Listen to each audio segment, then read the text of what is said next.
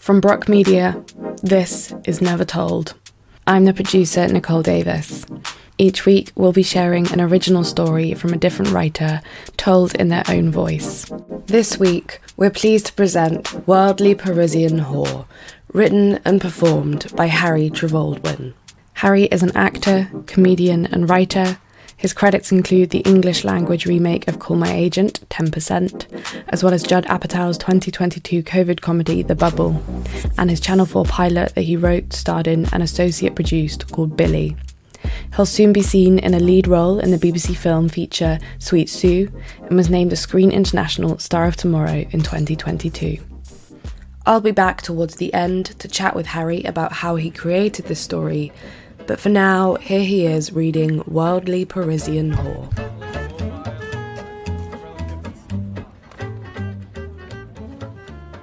I asked to leave my bag in the lobby so I can have some proper quality one-to-one time with my phone. The concierge nods before I finish asking, and nodding with her are golden hoops that don't quite match. Maybe the mismatch is on purpose, but I decide that it's not, because her bun is too neat. I mean, she definitely watched a tutorial to get her bun so neat, and probably ordered something off Amazon to help. Things like that don't just happen to a person. What you are going to need is a big brush like this, and next... The bag is wheeled over to a little side room, which doesn't look overly secure. And it'll be safe there, I ask, for no other reason than to add a layer of guilt should it be stolen. I have a barely used serum in my bag that I'd be very sad to lose, but I'm too embarrassed to ask them to wheel the suitcase out just so I can get my serum. Perhaps that would be very Parisian of me. Or not Parisian at all. Maybe it would just be annoying. I leave the hotel, baggage-free, with just my phone. There are so few occasions that I walk around without a backpack that whenever I do it, it feels almost dizzyingly liberating. Like I could just float off. Without my backpack, I feel like someone who is so present and vividly in this moment that they aren't even worried about what will happen if they get thirsty and don't have their water bottle with them. They're not worried about it at all. I'm on the app almost immediately. I changed my photo that morning to match the worldly Parisian whore image I'm trying to project. In the picture, my lips look very full, but what they don't know is that it's because of Vaseline rosy lips. The man I'm meeting is older than me, which I like, because if someone's older than me, that means they're wiser than me, and if they're deciding to do the same thing as me, then that means it must be the wise decision. Do you see? I'm wearing a long coat, which always makes me feel more powerful than I am. I wish it was even closer to the ground, but you can't have everything you want all the time. I turn my back to the wall to check my phone. I'm pressed against it with my phone close to my body, and I turn the brightness down so nobody can see what I'm doing. I can't even see what I'm doing, so I turn the brightness up a bit.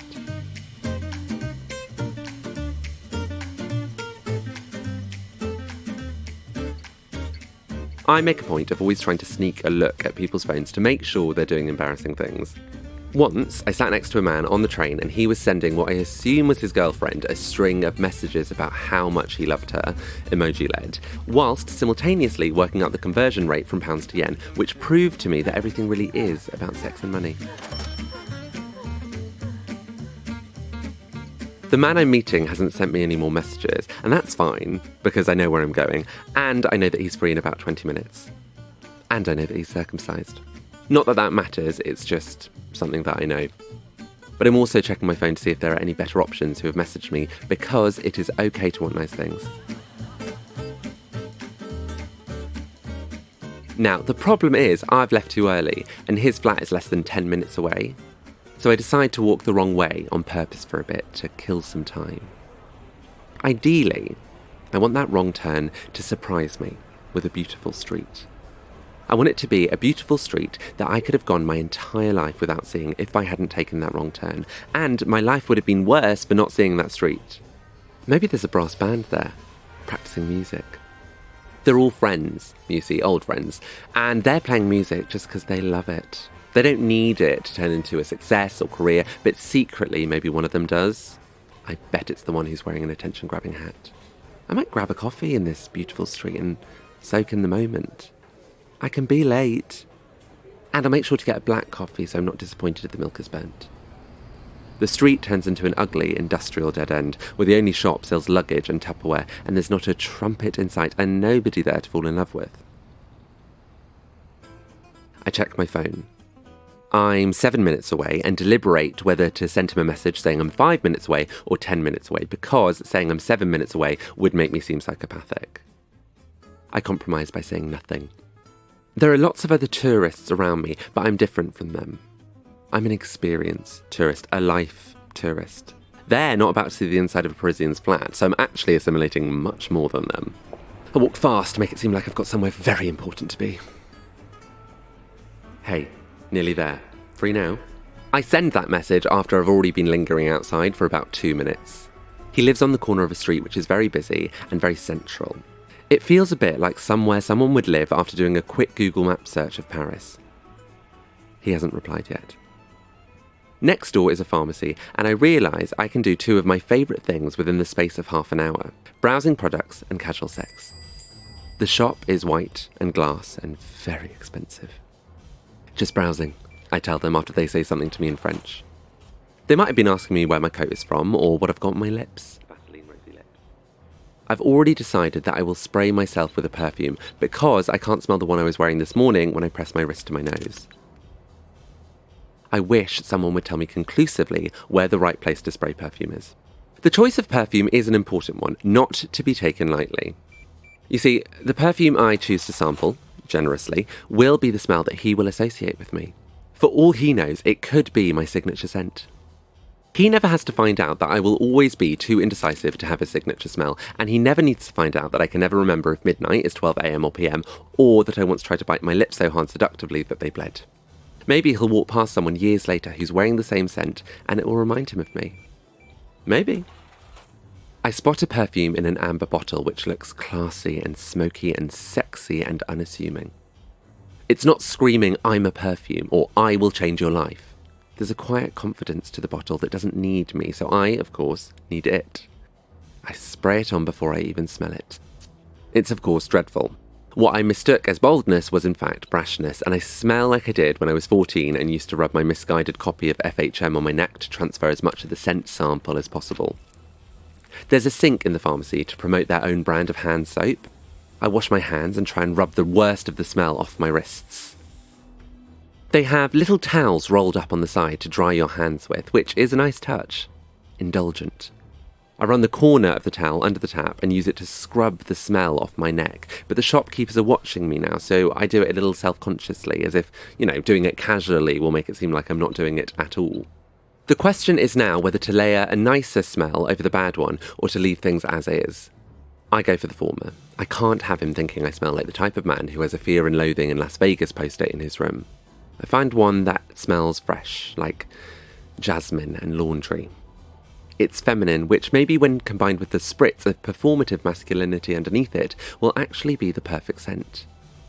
Maybe it's a more honest reflection of self to be a combination of something you don't like and is trying to scrub away, layered with a spritz of how you want to be. Sully was in shower down in 5. He doesn't use as many commas as I do, but I'm a glut for commas. I already know what his face and penis look like, so there isn't a lot of room for surprise. Plus, I zoomed in on the background of one of his photos and saw what skincare products he uses. But it's still exciting. That anticipation. It's like finding out your results for an exam when you sort of know how you did, but you don't have the certainty of a percentage. Even though I'm not being graded on this, hopefully. I pop him into my mouth. I wait outside his front door. It opens and I take a few steps back.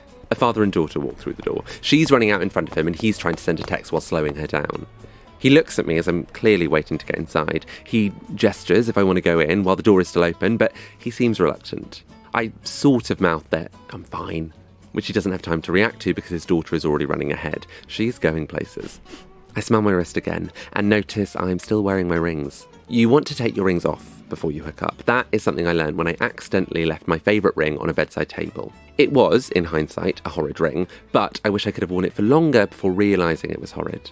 I take off my rings and put them in my coat pocket and make a note to myself to be careful when I take my coat off in his flat so that my rings don't fall on the floor. The door opens again. and the oldest man in Paris is at the door. I smile because if this was him, then the ghoul is almost impressive. The man is hunched over, almost like he's a young boy playing an old man in a school play. The young boy, old man hobbles away. I know that one day I will be old, but I can't imagine it. I can only imagine it in theory, like when someone tells you about an honestly delicious meal they had that doesn't sound nice, but it was honestly delicious. I sent him a message. Cool.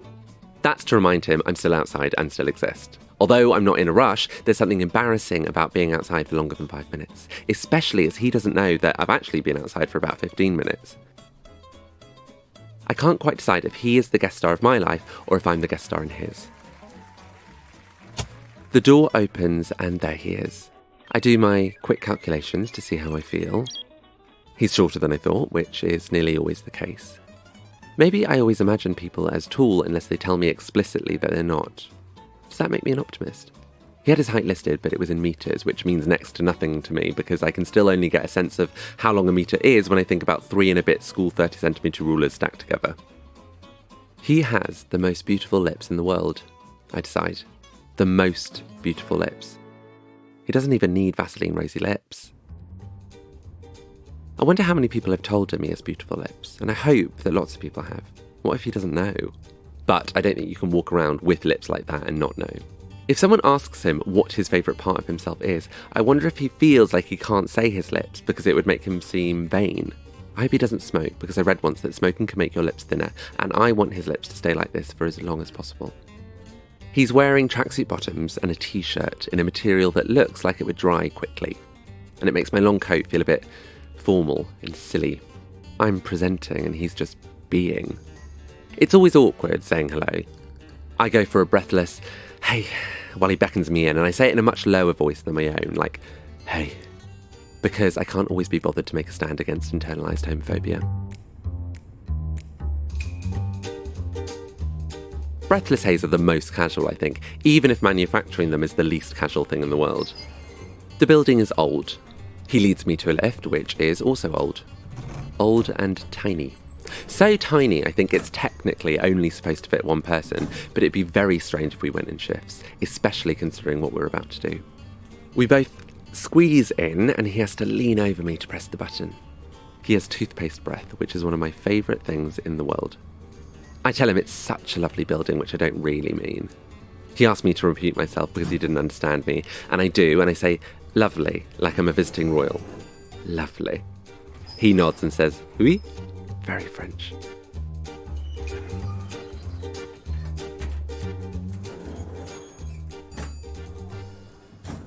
One of my most and least favourite parts of these things, I say with an arch of my eyebrow, we know what these things are, is the moment between you both being inside and deciding when to get things started.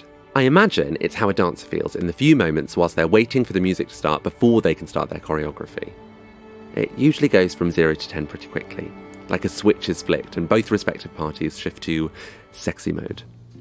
We don't talk much, both realising perhaps that the language barrier would make things stilted. We start with kissing, and I can't help but think it's strange that lips have nothing to do with kissing, really, like when it comes to it. Obviously, they're involved physically, but whether or not it's a nice kiss has nothing to do with the lips, just like you can't feel a cashmere jumper if you're wearing a long-sleeve t-shirt underneath it. Lips are for the eyes. The kiss is hungry? I mean, that's what's often written in books that are made for Kindle, but perhaps the kiss is more needy than hungry. The kiss is hungry in the way you say you're hungry as you sit down at a restaurant, even though you ate an hour before in case the starters take ages to arrive. He doesn't know me, so how can he be hungry for me? Maybe he's hungry for the person who's wearing 2 different perfumes, pretending to be one perfume. For what is supposed to be a physical experience, I spend most of the time in my head, turning it into a story as it's happening. I make a mental note of where I put my trousers. As I pull down my boxes, I make sure to hook them on my ankles so that I can pull them up as soon as we're done. At one point, he asks if I want to go into the bedroom and fuck, but I politely say no, because I can't be bothered with the admin of it. I've already decided this is a short story. They're much classier anyway. I try to get eye contact, which is difficult considering our current positions. I want to see if he's thinking as much as I am, my love interest. If he was, maybe the 2 narrators in our head could knowingly look at each other. But he's probably not. bet he's present, which is something I have been maybe 12 times in my life and immediately ruined by thinking about how present I'm being. In his head, I bet it sounds like this. I think I've had the experience I want, which is the building of the situation rather than the situation itself. Like, I've booked tickets for the theatre to feel like I'm doing something cultural, even if I don't care about what the play is and ultimately always want the play to be shorter than it is. Although, maybe that's a bad metaphor, because at least at the theatre, I don't always have the prickling waves of fear that I'll get an STD. Usually. My jaw is sore, and I keep asking him if he's ready to... in the hopes that he is. Finally, he is, and I watch him finish and try and muster up a look of seductive encouragement and hope he doesn't notice that I am slowly shimmying up my boxers. I'm ready to leave, but he's ready to talk. I find my top and he asks me what I'm doing in Paris. I'm here for work, I tell him. He asks me what I do, so I have to ask myself, what does the person who's wearing this smell do? Marketing, I decide. Marketing? He says, yes, I reply with a roll of my eyes, as the person who wears this perfume knows that marketing is a vague answer. The person who wears this perfume is aware of that. He doesn't want to talk about it that much, okay? He asks me my name and I give him it, because a good story always has a little bit of truth in it. He gives me his name, which is very French, which is good because I would be disappointed if his name was something like Richard. But I suppose any name sounds French if you say it in a French accent, even Richard. Richard, see?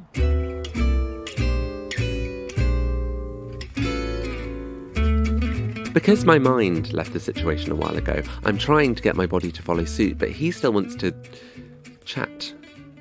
I say, I've got to go, annoyingly, and he asks me where. I say, lunch with friends, even though it's 4 p.m.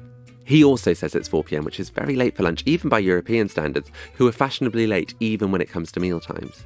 I explain that whilst it is very late for lunch, yes, we had a late breakfast, my fictitious group of friends and I, omelettes. Perhaps, but that might be too on the nose.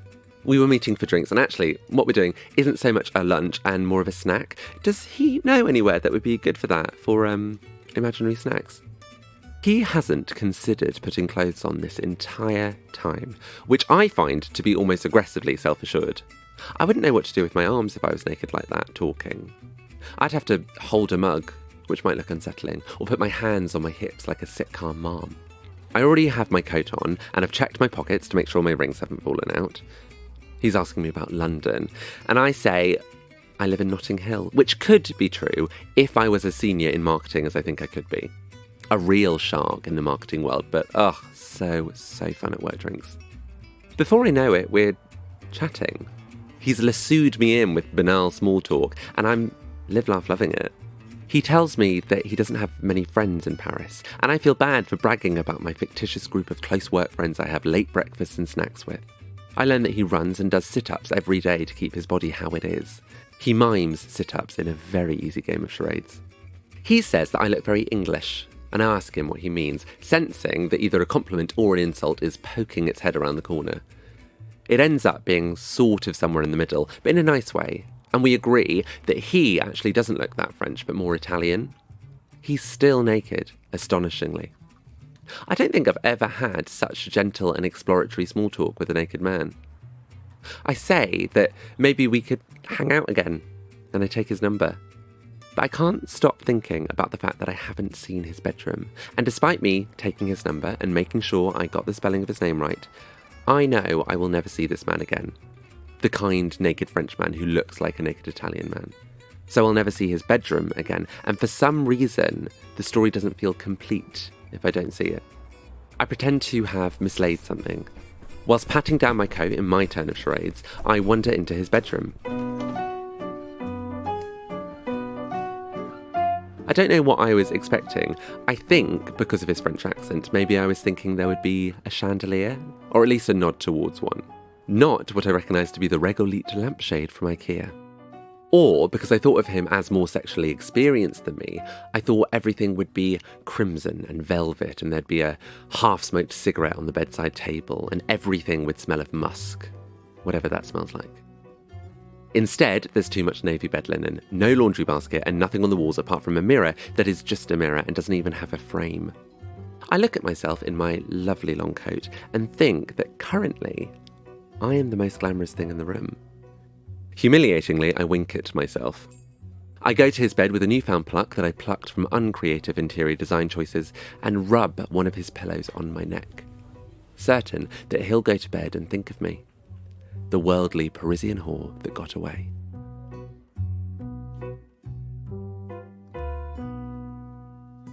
Hi, Harry. Hello. Thank you for your story. That was delicious.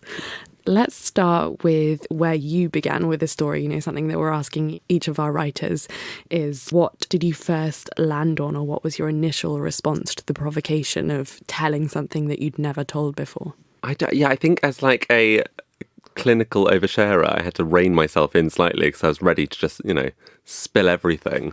But I think I've always found it very interesting, the kind of compartmentalizing of, I guess, especially like kind of like queer experiences when you're figuring them out. And also that kind of like hookup culture, I've just always found very interesting how it is. So often it feels very separate from your real life, or it can be. Let's talk more about that in the sense that, what do you think about dating or hookup culture like hasn't been explored, or has it been represented in a certain way that you're like, actually, no, that doesn't mirror my own experiences? Well, I think it's a funny one when you're growing up, and if you haven't got like a rule book or anything, or like a mentor or anything like that, or people to talk to, then you kind of figure it out by yourself. And I think a lot of I think this is more specific probably for gay men, but it's not a universal experience. But I think a lot of people figure it out through hookups. Like that's how they first kind of engage with their sexuality. So I've always found that very interesting. And there's a lot of talk about like divided self, which I think is, that kind of leads into compartmentalizing. And then also how you can kind of be a separate person. It's like you've got these very short interactions and they don't know anything about you and you don't know anything about them. So you can kind of be whoever you want to be. And it's quite a nice, distancing thing. It's both incredibly intimate, but also incredibly like weird and formal. It's like it's an interesting crossover. Yeah, I suppose like you're having a form of intimacy, but not as yourself. Exactly. So is it intimacy if you're not really being yourself? Or is that yourself and it's just a separate part of yourself? And how do the two bleed over into your life, I guess? Something that we spoke about during the writing and like crafting process was about keeping the tone light and playful. What was your intention behind that? Why was that important for you? Well, I think that I can just never ever do anything too serious. Like even if I try, I think it would just be very humiliating. And I think also it's light and it's fun. Like I think it doesn't always have to be this like very serious thing that like defines you. It can just be like really fun and playful, and you discover more about yourself. Yeah, and I think so I wanted to keep that in it. And also, I guess, the comments that you make to yourself in any interaction, and because it's in many ways like a really bizarre interaction, it does feel funny in the time.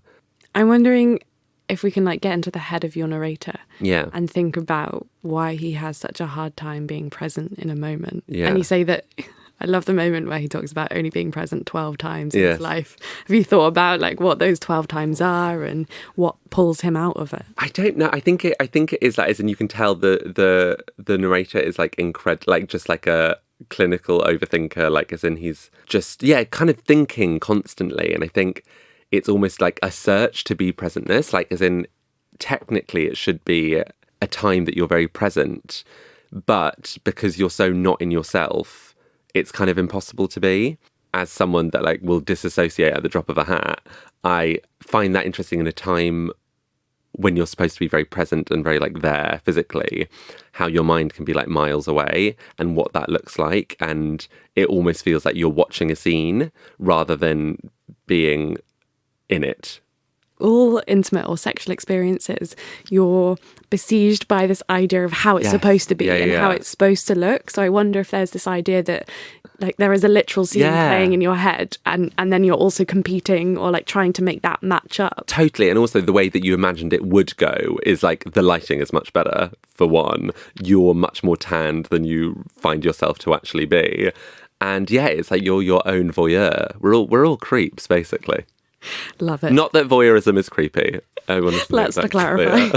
You don't explicitly say why the narrator is in Paris. We sort of don't get that explanation. But I'm wondering if you have a backstory in your head for how he's ended up here and what the real reason for the trip is. So firstly, I thought, so that whole thing about when you're hooking up, you're someone different. And I thought you're also kind of that when you're abroad by yourself. So there's those added layers to it. So he's by himself, so he can be anyone that he wants to be in Paris, and then he can be anyone that he wants to be in Paris on this hookup. And then also Paris, the expectation of romance. It's like the romantic city. And I don't know, I really like the idea of this narrator like kind of going to Paris for the weekend by himself for this like romantic trip. And yeah, it just being these like kind of layers of what romance is and who you are and identity and romance. And it's like his real self is constantly he's constantly re-encountering his real self. Yes. Like with his performative self. Yes. Yeah. And his own self like catches him out and like almost like makes fun of him. Yeah. The only person who really knows him is the concierge with the two not matching hoops. Because he's like, is it going to be safe here?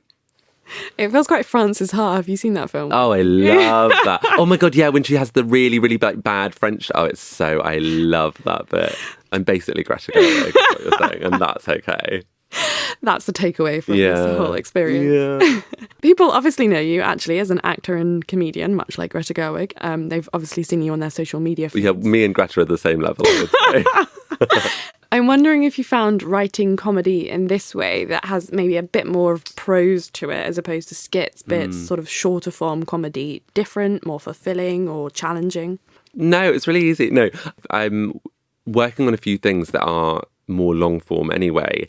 And I found it to be it's just like a really nice thing where you're writing a script. Like so much of it depends on other things. So like the visuals of it, the actors, the director, all that stuff. And when you're writing prose, it's like fully realised. Once you've done it, it's like a full and completed thing. And there's something really satisfying about that. And you can colour basically in everything. And I found that reading it was another level of that. Like it really feels like a complete piece, which is nice. I basically feel like Rihanna in the recording studio being like, and that's a wrap on my album. I think leave it there. I'm just going to cut after. Good. That's a wrap on my album. And that's a wrap on my album. I feel like Rihanna.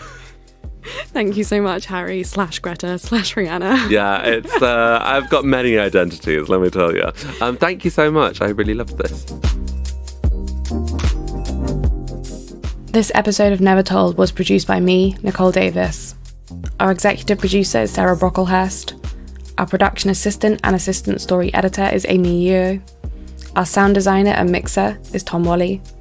Our artwork is designed by Bett Norris. That's our show for today, and we'll be returning next week with a brand new story from Joanne Lau. Listen to Never Told on Acast, Apple Podcasts, Spotify, or wherever you get your podcasts.